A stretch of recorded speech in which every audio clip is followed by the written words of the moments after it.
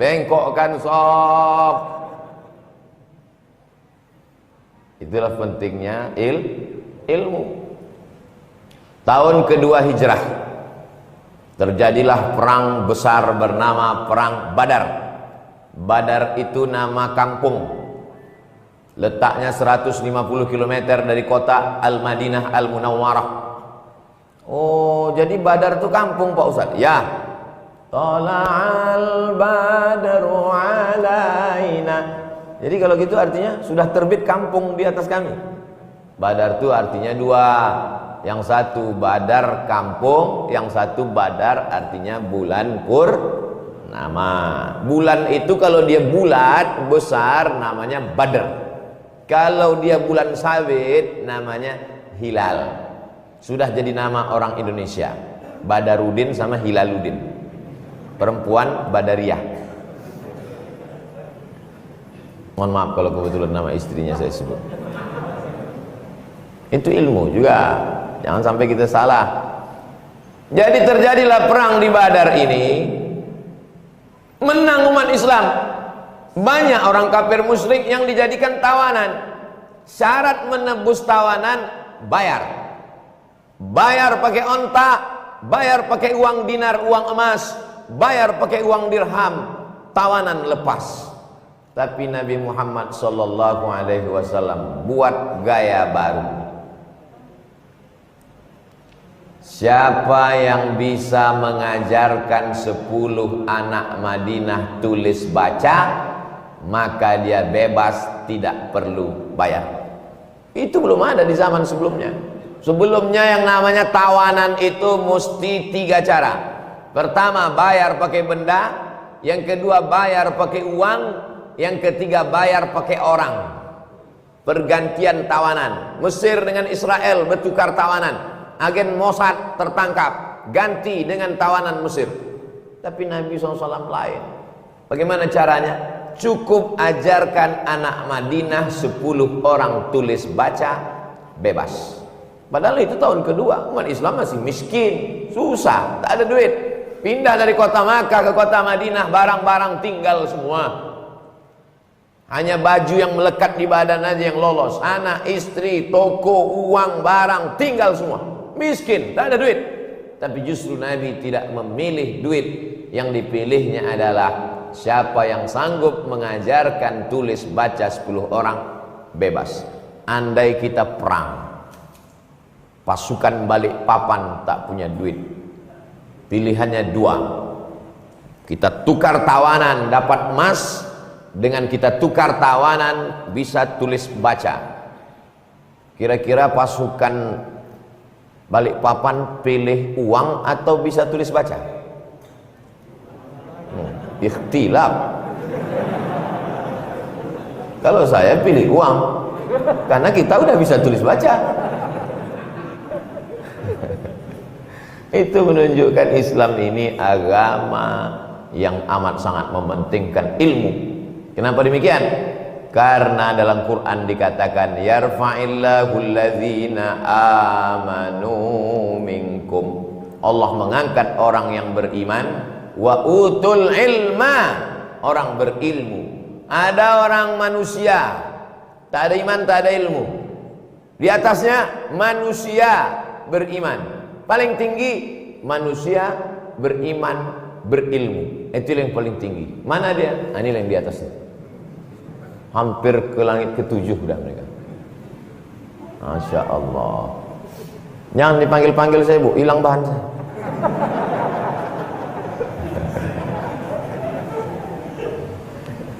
Makanya kita wariskan kepada anak-anak kita itu ilmu.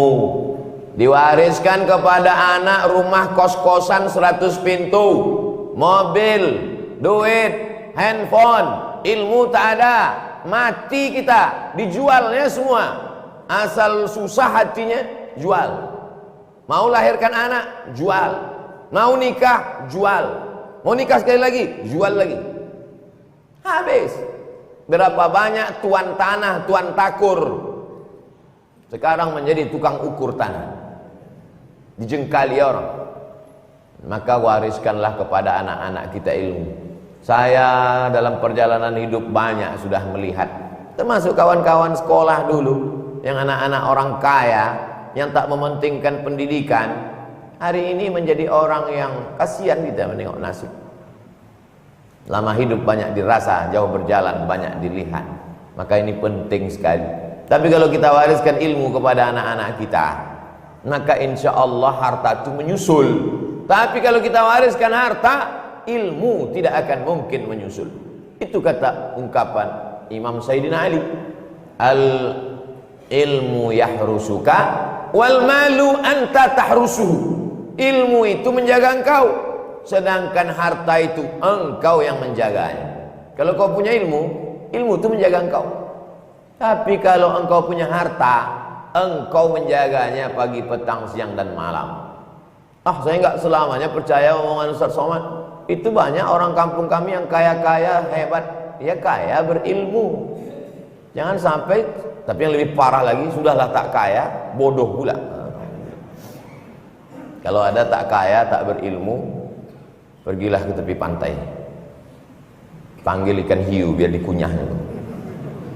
Saudara yang dimuliakan Allah Subhanahu wa ta'ala, mana yang lebih hebat, manusia apa jin? Nampaknya yang punya jin takut menjawab, takut jinnya tersinggung. Ya ayyuhal mala'u, wahai pasukan tentara-tentaraku, ayyukum yatini bi arsyiha qabla an yatuni muslimin. Siapa yang sanggup membawa kursi Balqis dari Yaman ke Palestina 3000 km, 3 jam naik pesawat? Apa kata jin? Ana atika bihi qabla an taquma min maqamik. Aku bisa memindahkan kursi Balqis dari Yaman ke Palestina sebelum kau tegak dari tempat duduk. Ini tidak bisa dilakukan JNE dan titipan kilat hari ini. Kalau gitu mana yang lebih hebat, manusia apa jin? Tahu dia, ini Ustaz Somad ini menjebak ini. Apa kata manusia? Itu tadi jin. Sebelum kau tegak, kursi Balqis sudah sampai di sini. Tapi manusia tidak begitu. Apa kata dia? Ana atika bihi qabla an yartaddak ilaika tarfuk. Aku bisa memindahkan kursi Balqis dari Yaman ke Palestina sebelum kelopak matamu berkedip. Pindah. Sebelum berkedip udah pindah. Inilah yang bisa dilakukan WhatsApp sekarang. Bro, tolong kirimkan foto kita tadi ya, yang sama Ustaz Somad subuh tadi. Ku kirim sebelum matamu berkedip, guys. Udah 5 kali kedip tak datang-datang, rupanya paket habis. Betapa miskinnya manusia modern, mengirimkan foto pun tak bisa cepat, apalagi ngirimkan air 2 botol. Sebotol ini 30 menit, 2 botol berarti 1 jam.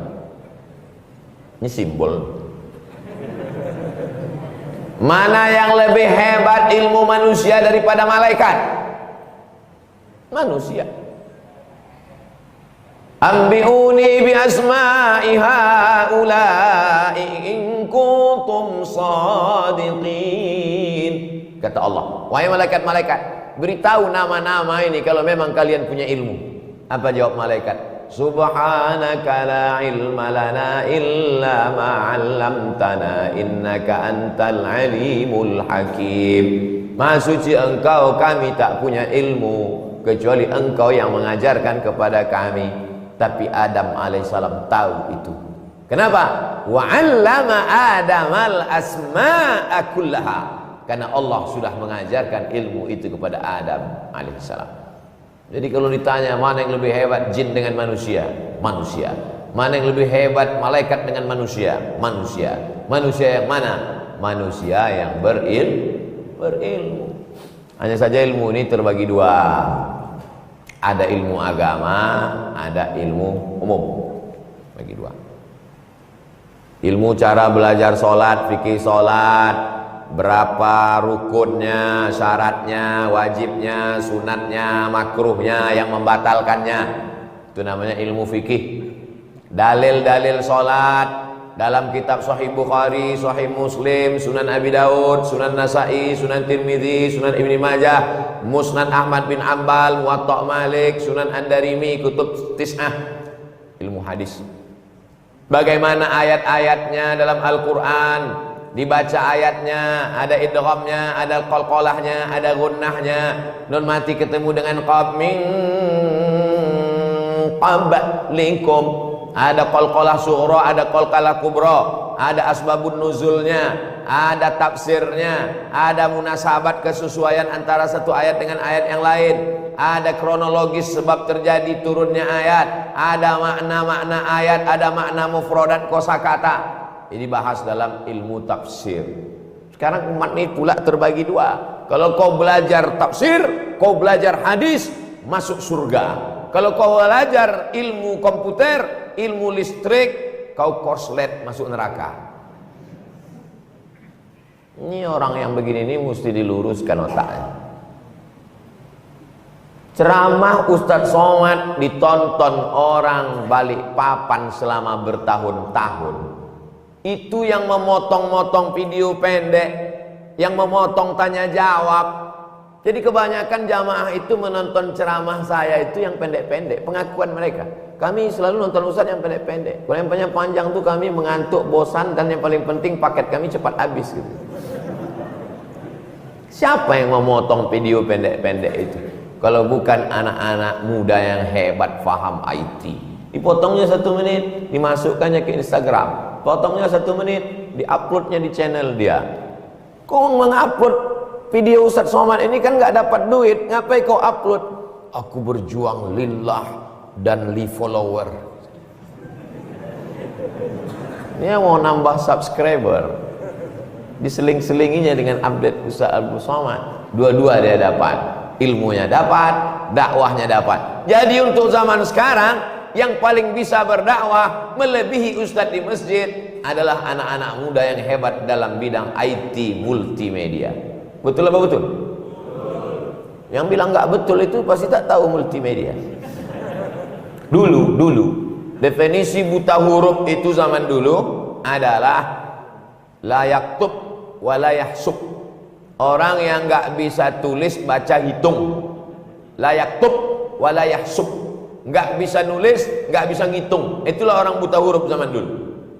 Zaman sekarang buta huruf itu definisinya sudah dirubah oleh PBB, Persatuan Bangsa-Bangsa. Siapa itu buta huruf? Orang yang tidak bisa bahasa Inggris dan IT. Itulah orang buta huruf. Jadi kalau begitu banyak di antara kita ini buta huruf, termasuk saya. Saya bahasa Inggris saya ladies and gentlemen, kepala beku ditempel semen. IT pun saya tak paham, tapi kita tetap berusaha. Apalagi bapak-bapak mesti punya ilmu ini, karena anak-anak bapak kalau di rumah ada wifi, dia akan buka channel macam-macam. Tapi kalau bapak punya ilmu, bapak bisa pasang blok sehingga dia tidak bisa buka. Ilmunya mesti lebih tinggi, kalau tidak diakal-akali sama anak-anaknya. Tiba-tiba Pak Ustadz, saya mau bayar tagihan pulsa saya melejit sampai 4 juta. Kenapa? Rupanya anak saya main judi pakai handphone saya. Kena orang tua. Pentingnya ilmu. Jadi jangan pilih-pilih. Hanya saja ilmu tentang masalah ibadah kepada Allah ini fardu ain. Fardu ain itu artinya apa? Kita sendiri mesti tahu. Kalau tidak tahu maka amal kita tidak benar. Fardu kifayah, orang lain tahu kita nggak tahu, cukup. Menyelenggarakan jenazah cukup 2-3 orang yang memandikan, habis itu mengkafankan, habis itu menyolatkan, habis itu menguburkan. 2-3-5 orang cukup. Fardu kifayah. Kifayah artinya cukup, gugur dosa kita kalau dilaksanakan 2-3 orang. Tapi kalau fardu ain, masing-masing kita mesti tahu. Dari mulai bagaimana cebok, karena kalau ceboknya tak betul, kerannya menetes, sholatnya tak sah. Makanya hadis tentang azab kubur. Kenapa dia diazab ya Rasulullah? Dia diazab karena tak beres masalah cebok. Kenapa ceboknya tak beres? Tak ada ilmu. Kalau ceboknya tak beres, sholatnya tak diterima, zikirnya tak diterima, ibadahnya tak diterima, kerannya belum habis putarnya, sudah diputarnya masuk ke dalam. Itulah pentingnya ilmu. Makanya masjid-masjid sekarang sudah pakai spesialisasi. Senin malam Selasa fikih, Selasa malam Rabu tafsir, Rabu malam Kamis hadis, Kamis malam Jumat akidah, Jumat malam Sabtu akhlak, Sabtu malam Ahad tablik akbar. Tidak ada alasan orang untuk tidak datang ke masjid. Buatkan daftarnya. Fikih dibagi lagi. Ada fikih sholat, ada fikih muamalat, fikih ibadah, sholat, zakat, puasa, haji, fikih muamalat, jual beli, pinjam meminjam, gadai menggadai, bagi hasil mudharabah, permodalan syariah, murabahah, hutang piutang, fikih munakahat, pernikahan, fikih siasah, politik. Ini sekarang umat Islam mau dijauhkan, dilepaskan dari politik. Seolah-olah Islam ini hanya zikir, sholawat, tahlil, mati. Lahirnya akikah, nikahnya walimah, matinya takziah. Itulah Islam. Itu adalah pembodohan umat Islam. Lalu kemudian kita lanjutkan perjalanan Islam setelah perang Badar. Nabi SAW membangkitkan semangat menuntut ilmu. Lalu kemudian meninggal Nabi, naik Abu Bakar Siddiq, meninggal Abu Bakar, naik Umar, meninggal Umar, naik. Pada masa Umar bin Khattab, Islam sampai ke Persia. Persia pernah mengalahkan Roma. Sama seperti sekarang, ada blok barat, ada blok timur. Blok barat itu dikuasai oleh Roma, Italia sekarang. Blok timur dikuasai oleh Persia, Iran sekarang. Sama seperti dunia sekarang. Blok barat dikuasai oleh Amerika, blok timur dikuasai oleh Rusia. Jadi dunia ini selalu ada dua kekuatan yang menguasai. Lalu kemudian seketika itu menanglah Persia melawan Roma. Makanya dalam Quran ada surat Rom. Ghulibatir Rom, bangsa Roma sudah dikalahkan. Oh, jadi di Quran itu ada surat Roma Pak Ustaz? Ada. Kenapa Quran di rumah saya cuma ada surat Yasin? Kau bacalah surat yang lain guys. Hah? Lalu kemudian ketika Roma ini kalah, Persia menang, itu menunjukkan Persia itu hebat, termasuk hebatnya dalam masalah ketentaraan. Makanya ketika zaman Nabi, waktu melawan orang kafir Quraisy, ada orang Persia, sahabat Nabi itu ada orang Persia, namanya Salman Al-Farisi. Farisi artinya Persia, Misri artinya orang Mesir, Makki artinya orang Makkah, Balikpapan kalau orang Balikpapan. Semua ya di ujung itu menyebutkan asal kampung. Datanglah Salman Al-Farisi, orang Persia yang hebat strategi perang. Kami ada strategi di Persia ya Rasulullah. Gimana strateginya? Supaya musuh dari Makkah tidak bisa masuk ke Madinah. Ini ada dua bukit besar, tak mungkin mereka naik ke atas. Maka di antara dua bukit ini kita gali tanah yang kira-kira kuda tidak bisa melompat. Bagus kata Nabi. Itu menunjukkan agama Islam menerima strategi walaupun dari negeri kafir. Jadi nanti jangan diharamkan ini Samsung nih. Ini Samsung ini dari kampung Ustadz Wahab nih, Korea. Samsung ini kan dari negeri kafir. Kenapa boleh dipakai? Karena ini strategi. Ilmu boleh dipakai. Orang sekarang terbalik pula. Yang dari Amerika itu bukan ilmunya yang dipakai. Yang dipakainya rambut macam sumbu kompor, badan bertato-tato, sampai lidah pun dilobangi. Menengok anting di bibirnya, bibir kita pula yang ngilu. Boleh kau ambil ilmunya. Dalilnya mana? Nih, perang Persia punya strategi gali parit. parit itu bahasa Arabnya Khandaq. Maka perang itu disebut dengan perang Khandaq. Nama kamu siapa? Khandaq. Kenapa kau dikasih nama Khandaq? Aku lahirnya di parit. Khandaq. Perang itu juga disebut dengan perang Ahzab. Ahzab itu jamak dari hizib. Hizib artinya partai. Ahzab koalisi partai-partai. Karena waktu itu berkoalisi partai kafir, partai musyrik, partai munafik, partai Yahudi. 4 partai berkoalisi menghantam Nabi Muhammad SAW. Maka kemudian Nabi ikut menggali. Ikut Nabi turun ke bawah menggali. Diangkatnya jubahnya ke atas. Nabi pakai celana panjang. Lalu kemudian perut Nabi basah karena keringat. Dan ada lumpur yang menempel di perut Nabi. Hadis sahih. Jadi jangan bayangkan mentang-mentang Nabi berdiri lalu tunjuk, kau angkat sana, kau angkat ini masuk surga, kau ini masuk surga. Itu Nabi dari mana itu? Nabi Muhammad SAW yang mulia itu, yang Sayyidul Anbiya wal Mursalin, ikut dia menggali itu, ikut dia mengangkat batu itu. Ketika dia pukulkan pacul itu, pacul besi itu kena batu di bawah, bercahaya. Di cahaya itu nampaknya Yaman dikuasai. Memantul lagi cahaya, Rum akan dikuasai. Memantul lagi cahaya, Syam akan dikuasai. Kabar gembira. Dan itu bukan omong kosong. 3 negeri itu sudah dikuasai. Yaman yang ketika itu markasnya Abraha. Alam tara kaifa fa'ala rabbuka bi ashabil fil.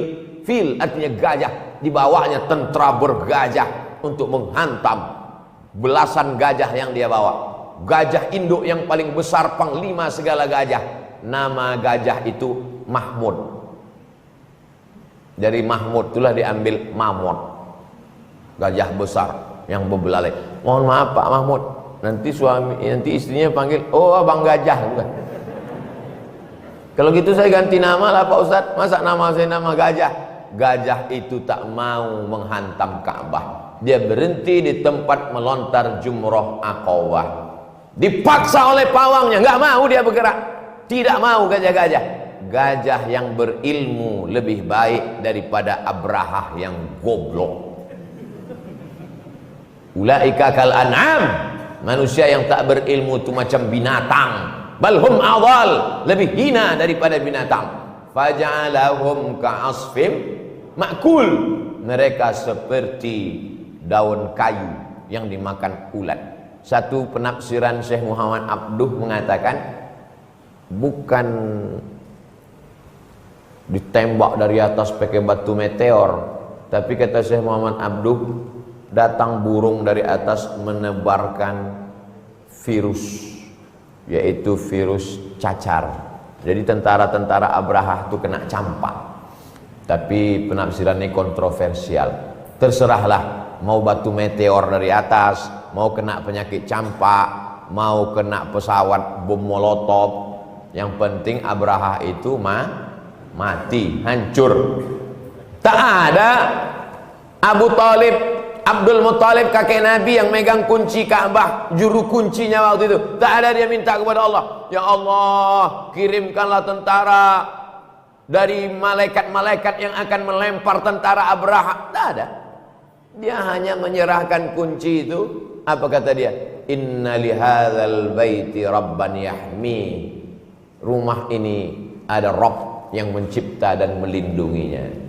Tapi waktu itu memang tak ada lagi yang melindungi. Pak Ustadz, kenapa sekarang Allah tidak mengirimkan tentara yang menghancurkan musuh-musuh Allah?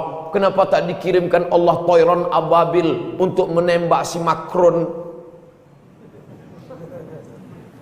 Waktu itu tak ada orang beriman di dunia ini. Abdul Muttalib menyerahkan kunci kepada Allah. Inna lihadzal baiti rabban yahmi. Rubah ini, Ka'bah ini ada Rabb pencipta dan pelindungnya. Kuserahkan pada engkau ya Allah. Maka dikirim Allah Sekarang umat Islam sebegini banyak di Indonesia ini aja 300.000 orang, belum lagi di Arab, belum lagi di Amerika. Karena banyak inilah tak dikirimkan Allah ababil. Kalau tak ada orang beriman di dunia ini, sudah lama dikirimkannya ababil dan entah apa-apa lagi dikirim. Hancur sudah. Jadi kenapa Allah tidak kirimkan? Karena masih ada orang balik papan. Itu maka tak dikirimkan Allah. Karena masih ada orang beriman yang akan membela agama Allah Subhanahu wa ta'ala. Ini namanya ilmu. Meninggal Abu Bakar Siddiq, naik Umar bin Khattab, melihat Persia ini punya peradaban yang luar biasa. Di antaranya adalah administrasi perkantoran. Bahasa Persianya diwan. Maka diambillah administrasi perkantoran dari Persia itu dibawa ke Madinah. Disebut dengan diwan. Sampai ke Indonesia, Dewan Perwakilan Rakyat. Dal, ya, waw, alif, nun. Diwan. Wakil bahasa Arab, artinya deputi. Mereka adalah mewakili rakyat. Ra'iyah, ra'iyah, rakyat. Kullukum ra'in, setiap kamu pemimpin. Wa kullukum mas'ulun ar-ra'iyah. Maka DPR itu tiga-tiganya bahasa Arab. Diwan, wakil, ra'iyah. Makanya orang Indonesia paling bisa bahasa Arab karena banyak sekali kata-kata serapan dari bahasa Arab. Tolong betul-betul dengar, serapan, bukan sarapan. Kadang pagi ini memang kurang konsen.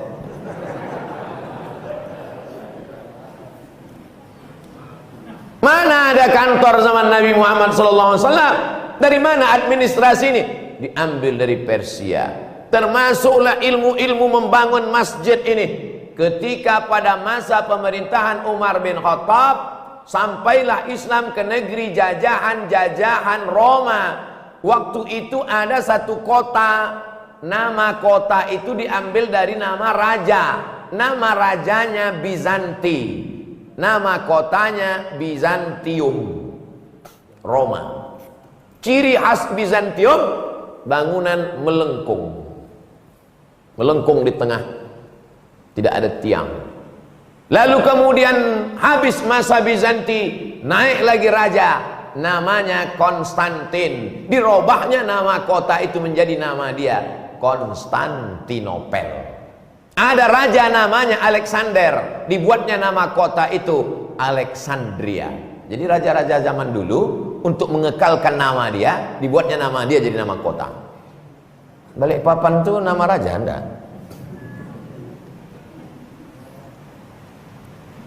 Alexandria, Bizantium, Konstantinopel, nama raja-raja. Lalu kemudian ciri khas bangunannya adalah melengkung. Saya sampai ke bekas-bekas istana Romawi yang ada di Maroko. Saya lihat bangunannya melengkung. Zaman Nabi tak ada bangunan melengkung ini, karena Masjid Nabawi itu dibangun dengan batang korma tiangnya, atapnya pelepah korma. Tak ada melengkung. Bangunan melengkung ini datang dari peradaban Bizantium. Inilah diambil oleh Masjid Namirah Balikpapan, melengkung. Apa tujuannya melengkung di atas? Supaya tidak terlalu banyak tiang di tengah. Jadi tujuan ini dibuat tiang sini, tiang melengkung di tengah supaya tak ada tiang, karena tiang ini memutus sop. Besok tolong disulap tiang. Selama dia baik diambil oleh Islam. Lalu kemudian Masjid Nabawi itu adalah petak saja. Ma baina baiti wa mimbari, antara rumahku dan mimbarku. Mana mimbar? Raudhatun min riyadil jannah. Antara rumahku, rumah Nabi di samping kiri kalau kita menghadap ke kiblat. Wa mimbari, dan mimbarku 22 meter. Lurus saja, tak ada mihrabnya. Dari mana datang mihrab melengkung ini? Mihrab ini datang dari seorang arsitek yang dipanggil oleh Abdul Malik bin Marwan dari Damaskus, Suriah. Inilah muncul mihrab tempat imam. Mubazir ini, untuk apa buat-buat ini? Ada sebagian masjid sekarang tidak mau pakai mihrab karena dianggapnya bid'ah, wa kullu bid'atin dhalalah wa kullu dhalalatin finnar. Bagus. Dengan adanya mihrab di samping kiri bisa untuk nerima tamu, ada kantor, ruang imam dan lain sebagainya, sehingga Ustaz Somad bisa masuk dari belakang. Betul arsitektur. Bilal bin Rabah azannya di atas satah. Satah itu atap rumah orang. Allahu Akbar, Allahu Akbar. Di atas satah atap rumah orang. Tidak ada menara. Sampai pada akhirnya umat Islam sampai ke kota Alexandria, 200 km dari Kairo. Mereka menemukan bangunan di tepi pantai Laut Mediterania, Laut Putih. Laut itu ada 3, Laut Putih, Laut Merah, Laut Hitam. Laut Putih Mediterania, ada bangunan tinggi menjulang ke atas di tepi pantai, dan ada api bergejolak di atas. Tempat api itu orang Arab menyebutnya manarah. Nar, api. Manarah, tempat api. Sampai ke Balikpapan, menara. Dibuang apinya, diambil, muazzin naik ke atas, lebih tinggi. Kalau sudah lebih tinggi, maka suaranya lebih menggelegar masuk ke rumah orang. Allahu Akbar, Allahu Akbar. Ilmu. Islam tidak melarang kita untuk mengambil ilmu dari negeri manapun, selama kita tidak mengambil akidahnya.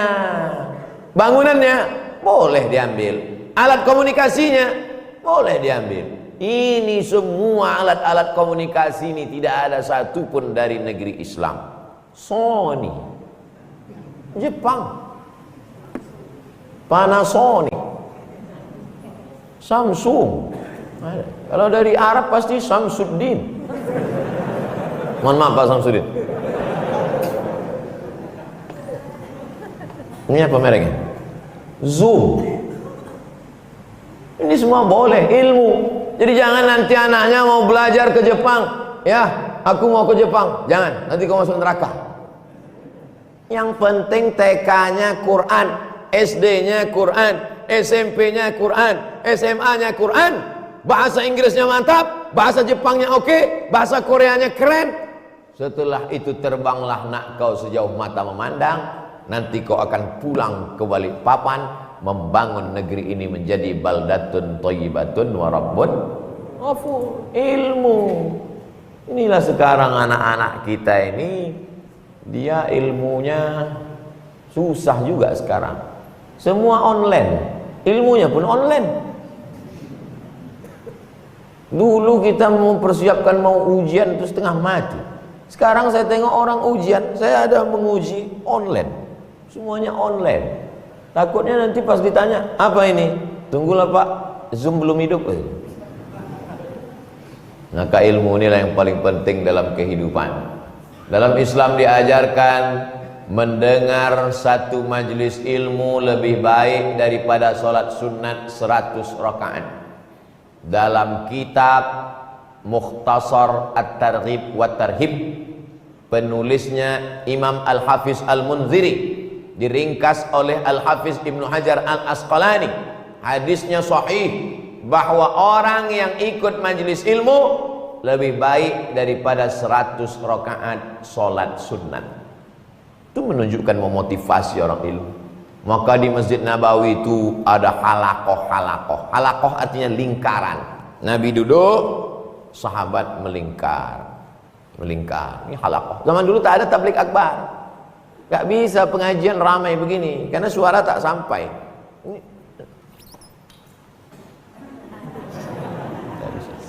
Mana sampai suara? Ini kan tabligh akbarnya ada setelah ada mikrofon. Zaman dulu tak ada. Zaman dulu untuk sholat aja, untuk sholat itu di belakang itu dipasang mubaligh namanya. Mubaligh artinya penyampai suara. Allahu Akbar, Allahu Akbar, kata yang belakang. Begitu suara habis disambung lagi ke belakang. Sami Allahu liman hamidah. Rabbana walakal hamd. Karena waktu itu belum ada mikrofon, maka pengajian hanya halakoh saja. Dalam satu masjid itu bisa 5 halakoh. Halakoh tafsir, halakoh hadis, halakoh fikih, halakoh tasawuf, halakoh usul fiqh, halakoh tajwid, halakoh bahasa Arab. Makanya Imam Syafi'i itu duduk mengajar dari subuh sampai zuhur. Habis itu istirahat makan, habis itu lanjut sampai asar. Di masjid di Kairo namanya Masjid Amr bin As. Datanglah panglima perang namanya Jauhar As-Siqilli. Sad, Qaf, Lam, Ya, Siqilli. Orang kita menyebutnya, orang Arab Siqilli. Orang Barat menyebutnya Sisilia. Sisilia itu sekarang di Andalusia. Andalusia itu di mana Pak Ustadz? Real Madrid, Barcelona. Oh tahu. Kusebut Siqilli kau tak tahu. Kusebut Sisilia kau tak tahu. Kusebut Andalusia kau tak tahu. Kusebut Real Madrid, Barcelona kau tahu. Ternyata ilmumu cuman sampai di tiang gawang. 700 tahun Islam berkuasa di Madrid dan Barcelona itu. Barcelona mereka menyebutnya. Kurtubah, nama kotanya Kurtubah, mereka menulisnya Cordova. Baladul Walid, nama negerinya Baladul Walid, mereka sebut Valladolid. Nama-nama negeri di Eropa. Akhirnya umat Islam yang dulu di sana berkuasa, memang sifat umat Islam ini begini. Kalau dia berkuasa, kaya raya, terlena, lupa, kelahi, hancur. Akhirnya musuh menang. Datanglah seorang ratu perempuan bernama Isabella. Kata Isabella, pilihannya cuma dua. Kalian murtad atau kalian cabut dari Andalusia. Akhirnya banyaklah orang Islam yang murtad di Andalusia. Orang-orang yang murtad itu dikasih topi kerucut ke atas tadi. Itulah yang dipakai anak-anak umat Islam sekarang, dipakai ke atas. Happy birthday to you. Lalu kemudian sebagiannya disemen hidup-hidup. Sampai sekarang masjid itu dirubah menjadi museum. Forbidden for pray, tidak boleh sholat. Karena turis-turis kita kadang datang ke situ sholat tahiyatul masjid. Sholli sunnatan tahiyatul masjid. Bukan main semangatnya pas di situ. Di kampungnya asal masuk masjid duduk langsung. Tak boleh. Forbidden, haram kalian sholat di sini. Datanglah turis entah dari Amerika, entah dari mana. Azan dia di dalam. Allahu Akbar, Allahu Akbar. Datang security. Kenapa kau azan? Aku ingin mengobati kerinduan dinding-dinding dan tiang-tiang ini. Karena dulu 700 tahun mereka mendengarkan kalimat Allah. Hari ini aku mengobat kerinduan mereka. Itu diam security. Mana tahu nanti adik-adik buat jalan-jalan ke Andalusia, azan kalian di situ. Tapi kalau ditangkap security saya tak tanggung jawab. Islam ini luar biasa. Tumbang Islam di barat, di Andalusia, berakhirkah Islam? Tidak. Allah berjanji, wa may yartadda minkum an dinihi, siapa yang murtad meninggalkan agama ini, fasawfa ya'tillahu biqaumin, akan diganti Allah dengan sekelompok kaum lagi. Jatuh Islam di Andalusia, berakhir kekuasaan Islam di Eropa, Allah ganti dengan kekuasaan yang baru di tahun yang sama, di abad yang sama, abad 15. Hancur Islam di Andalusia, muncul Islam yang baru dengan kerajaan baru, dengan anak muda berumur 19, 20, 21 tahun, Muhammad Al-Fatih namanya. Maka berdirilah tegak kerajaan Turki Utsmani. 500 tahun berkuasa. Jadi kalau andai na'udzubillah, murtadlah murtad, na'udzubillah, na'udzubillah, na'udzubillah, apakah akan habis Islam di dunia ini? Tidak. Sekarang banyaklah program pemurtadan di kampung-kampung di Indonesia. Kita khawatirnya di Indonesia orang murtad, justru Islam berkembang di Eropa. Sejak ejekan makian dari Macron, 2 kali lipat orang Prancis dan sekitarnya bersyahadat. Allahu Akbar. Apa yang dilakukan Denmark, apa yang dilakukan Macron, apa yang dilakukan oleh 11 September, itu hanya akan menjadi iklan gratis untuk umat Islam. Percaya atau tak percaya, ungkapan saya ini nanti kalian akan membuktikannya. Barulah anak-anak muda ini nanti menangis. Betul kata almarhum Abdul Somad dulu. Waktu kita habis sampai jam 6. Ini pun ilmu juga. Kalau tak ada ini mana kita tahu kan? Ilmu penting ini. Macam-macam cara ngasih tahu ustaz. Ada ditulis di situ, memang tulis. Ceramah tak boleh dari, ada ditulis. Tapi yang unik, saya pernah ada satu masjid di Pekanbaru. Lampu hijau, kuning sama merah. Ini ada Ustaz. Jadi saya tengok merah itu, saya tanya panitia, ini kenapa hidup? Waktu udah habis Ustaz. Macam cerdas cermat saya buat. Itu pun ilmu juga itu. Ilmu. Intinya ngasih tahu bahwa waktu sudah habis, tapi caranya, cara itu ilmu.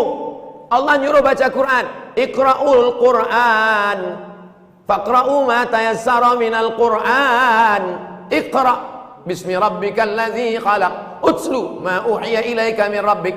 Tapi cara baca Quran ada dalam Quran? Enggak ada. Caranya itu orang Indonesia yang buat. Kami di Sumatera dulu waktu saya kecil cara baca Quran, alif di atas, alif di bawah, ya alif depan, u, a, i, u. Anak-anak sekarang a, a, bataba, batata, sasasa, bababa. Kalau di Balikpapan dulu baca Quran gimana sih? Hah? A, i, u juga? Oh, sama. Serentak. Nah, itu semua di Jawa lain. Alif patah, alif kasroh, ya alif tomah, u, a, i, u. Itu cara, itu ilmu. Ilmu ini penting. Nah sekarang bagaimana anak-anak ini membuat software sekali baca langsung bisa baca Quran. Ini tantangan, ilmu. Mudah-mudahan akan lahir anak muda yang sesuai antara ilmu agama dengan ilmu umumnya insyaallah. Allahumma aslih syababal muslimin, perbaiki anak-anak muda kaum muslimin ya Allah. Wafiqhum lima tuhibbuhu wa tardah, tanamkan ridhamu dalam hati mereka supaya mereka beramal dengan amal yang kau ridhai dan kau cintai. Allahumma dafa'anhumul ghala wal waba wal fahsya wal riba wal fitan. Jauhkan mereka dari ria, dari riba, dari narkoba, dari perbuatan zina, dari LGBT, dari perbuatan yang keji dan mungkar. Rabbana fir lana dzunubana, ampunkan dosa kami, wali walidina, kedua orang tua kami, wali masyayikhina, ustad-ustad, kiai-kiai, tuan-tuan guru kami, wali man hadarana, semua yang hadir di majlis ini pulang dalam keadaan bersih dari dosa-dosanya.